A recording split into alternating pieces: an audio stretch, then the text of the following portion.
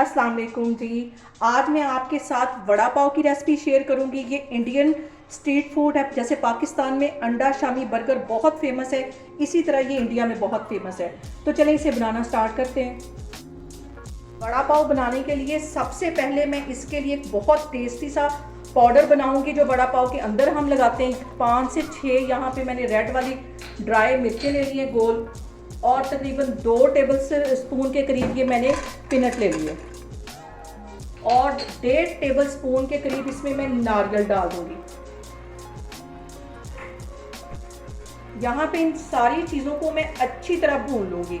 हल्की आंच पे यहाँ पे मैं भून रही हूँ, और कंटिन्यूसली इसमें मैं चम्मच हिला रही हूँ, क्योंकि नारियल है ये फ़ौरन जल जाता है। और तकरीबन 2-3 मिनट इसको भूनूंगी तो ये जो नारियल है इसका जो कलर है वो चेंज हो जाएगा। यहाँ पे देखें जी, इन चीज़ों को फ्राई करते हुए मुझे तकरीबन 3 मिनट हो गए, और ये देखें नारियल ने काफ़ी हद तक अपना रंग चेंज कर लिया है। चूल्हा में इसका बंद करती हूँ, और अब इसको मसाला पीसने वाली मशीन में डाल के मैं अच्छी तरह इसका पाउडर बनाती हूँ। तो फिर मैं आपको दिखाती हूँ।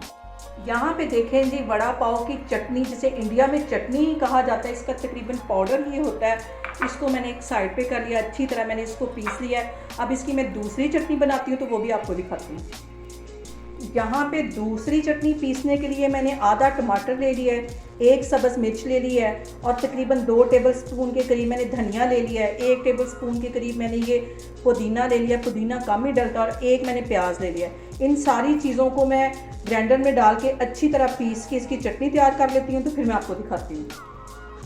यहाँ पे देखें जी, दूसरी चटनी को भी मैंने पीस लिया। इसमें 1 चुटकी के करीब मैं नमक डाल दूँगी। इसको अच्छी तरह मिक्स कर लेना है।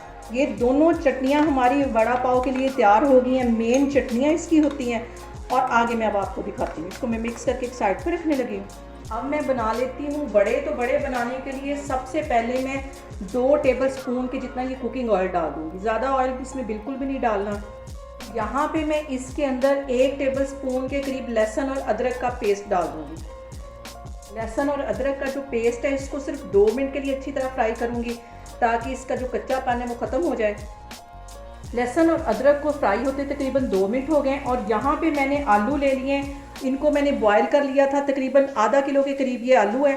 अब इसको मैं हाथों की मदद से थोड़ा थोड़ा क्रश कर लूँगी। बिल्कुल इसकी पेस्ट नहीं बनानी, इसको तोड़ के तो इसके अंदर मैं डालती हूँ। आलूओं को मैंने हाथों की मदद से तोड़ लिया है, बिल्कुल इसका पेस्ट नहीं बनाना। अब इसमें मैं मिक्स कर दूँगी, और अब इसके अंदर मैं कुछ मसाले ऐड करती हूँ। सबसे पहले तो इसमें जाएगा चाट मसाला। 1 टीस्पून के करीब इसमें मैं चाट मसाला डाल दूँगी। 1 ही टीस्पून में ये कुटा हुआ पीसा सूखा धनिया डाल दूँगी, और 1 ही टीस्पून इसमें मैं ज़ीरा डाल दूँगी। 1 टीस्पून यहाँ पे मैं रेड वाली मिर्च डाल दूँगी। 1 ही टीस्पून भर के इसमें मैं नमक का डाल दूँगी। इन सारी चीज़ों को अच्छी तरह मिक्स कर लेना है। बिल्कुल हल्की आग पे इसको 2 मिनट के लिए पका लेना है।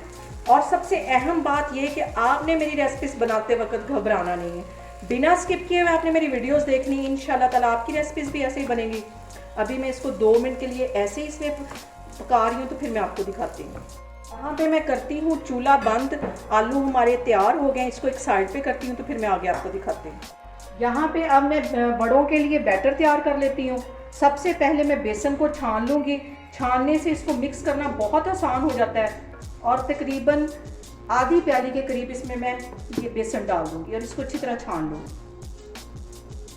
यहाँ पे बेसन में मैं थोड़ा थोड़ा पानी मिक्स करती जाऊँगी, और इसका एक बैटर तैयार कर लूँगी। जैसे कि हम आलू वाले पकौड़े बनाते हैं, तो उसका एक थोड़ा सा हल्का सा लिक्विड होता है बेसन, ऐसा मैं इसको घोल लूँगी।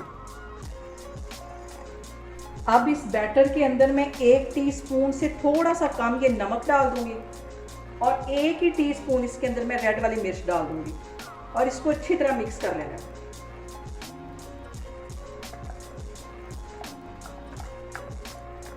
यहाँ पे ये जो मैंने आलू बना के रखे हुए थे, इसका जो बड़े साइज़ का एक मैं कोफ्ता बना दूँगी। जैसे कोफ्ते को हम गोल बनाते हैं, ऐसा मैं इसको बना के एक साइड पे ये रखती जा रही हूँ। सारे मैं इस तरह बनाती जा रही हूँ, फिर मैं आपको यहाँ पे देखें जी, वड़े मैंने बना लिए हैं। अब इस बेसन में इसको डिप करके ऑयल मैंने गर्म होने के लिए रख दिया है, तो इसे मैं फ्राई करती जाऊँगी। इसको ऐसे डिप कर लेना है, और ऑयल को मैंने गर्म करने के लिए रखा हुआ है, ये मैं इसमें डालती जा रही हूँ, तो फिर मैं आपको दिखाती हूँ। यहाँ पे देखें जी, वड़ों को मैंने ऑयल में डाल दिया। ऑयल बहुत गर्म होना चाहिए क्योंकि ठंडे ऑयल में हम डालेंगे तो ये बेसन सारा उतर जाएगा। और अभी 2 मिनट के लिए इसमें मैं बिल्कुल भी चम्मच नहीं हिला रही। 2 मिनट के बाद इसकी मैं साइड चेंज करूँगी ताकि इसका जो बैटर है वो उतर ना जाए। वड़ों को फ्राई होते तकरीबन 2 से 3 मिनट हो गए। अब बिल्कुल हल्के हाथों से इसमें मैं चम्मच की मदद से इसे हिलाऊंगी और 5 मिनट इसको मैं मज़ीद फ्राई करूँगी। आलू अंदर से पके हुए हैं, ज़्यादा इसको पकाने की ज़रूरत नहीं है। बस ये बेसन पे अच्छा सा गोल्डन सा कलर आ जाए, अच्छी तरह ये पक जाए, तो फिर इसको मैं बाहर निकालती हूँ। यहाँ पे देखें जी, बड़ों को इतनी ही देर ऑयल में फ्राई करना है। इनको मैं बाहर निकालती हूँ तो फिर मैं आगे आपको दिखाती हूँ। यहाँ पे देखें जी, हमारे बड़े भी बन के तैयार हो गए, पाव भी आ गए हैं, इसकी चटनी भी बन गई है और ये पाउडर वाली चटनी ये भी तैयार हो गई है। अब इसको मैं आगे दिखाती हूँ आपको। सबसे पहले ये पाव की एक साइड के ऊपर ये मैं ग्रीन वाली चटनी लगा लूँगी। इसको अच्छी तरह लगा लेना है और दूसरी साइड पे ये जो मैंने पाउडर वाली चटनी बनाई थी ये डाल देनी इसके ऊपर।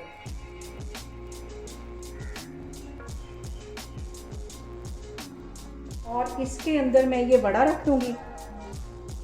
ऊपर से इसको थोड़ा सा प्रेस कर लेना है और ऊपर से ये वाला इसका जो है पाव का ये वाला हिस्सा ये रख देना है।